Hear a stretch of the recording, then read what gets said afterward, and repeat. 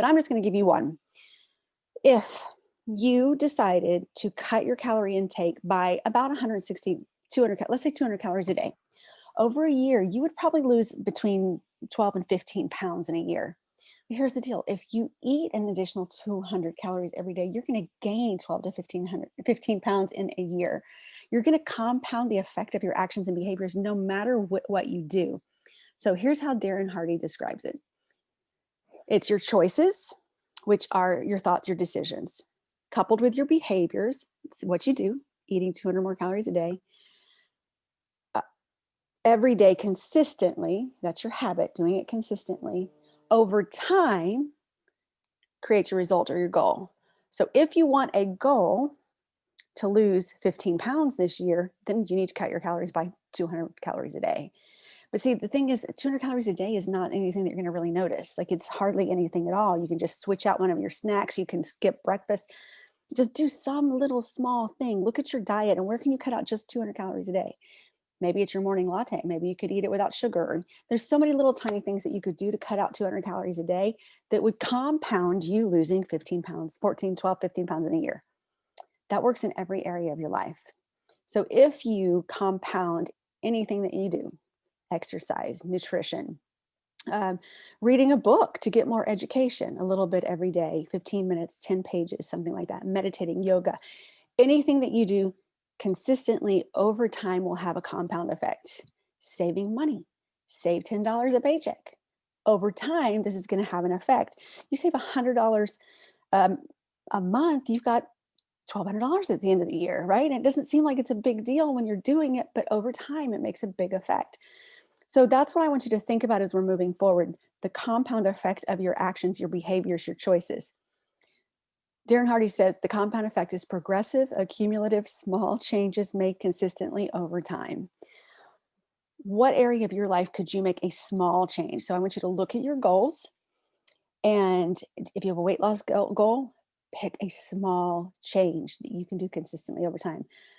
Two things happen here. One is it's easy to do because it's not very hard or very big. Two, over time, it becomes a part of who you are. If you just give up Coke after a year, it's definitely not going to be something that you do anymore. You can say, I used to be a Coke drinker, right? All these little things over time make a big impact and they change you from your inside out. And those inside out changes are what we want to make so that we can make permanent change. You've got to change who you are. You've got to change the way you think about things. You've got to change your habits, your behaviors. You have to become a different person. If you think about it, nobody ever really loses weight until they lose weight in their mind first. As long as you're seeing yourself as a fat girl, you're not going to be skinny. You have to see yourself as skinny first. I think I said this on the live yesterday, but Brenda Bouchard had a very high power client, crushing it in every other area of her life, except she didn't weigh what she wanted to weigh. All he had her do was print out a life-size picture of herself at an ideal weight and put it in her kitchen. That way, every time she looked at it, she was reminded of who she was, or who she is, who she saw herself as. So she started seeing herself that way first, and then she'll make incremental changes and they'll compound over time. And here's another piece. Once you make one incremental tiny change, you can compound that again by adding to that, by making other changes that will compound.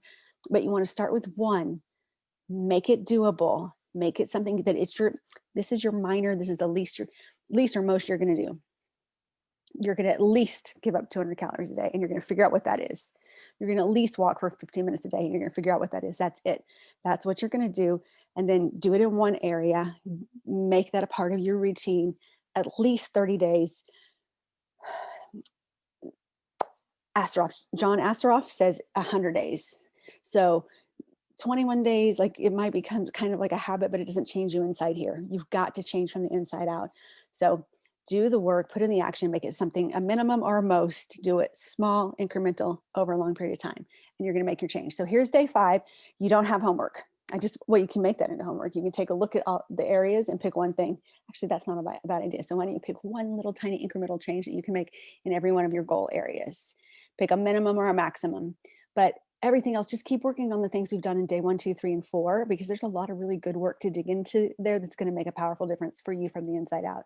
All right, guys, thank you for being here. I love you guys, and I'm so excited for you crushing it in 2021. See you tomorrow. Bye.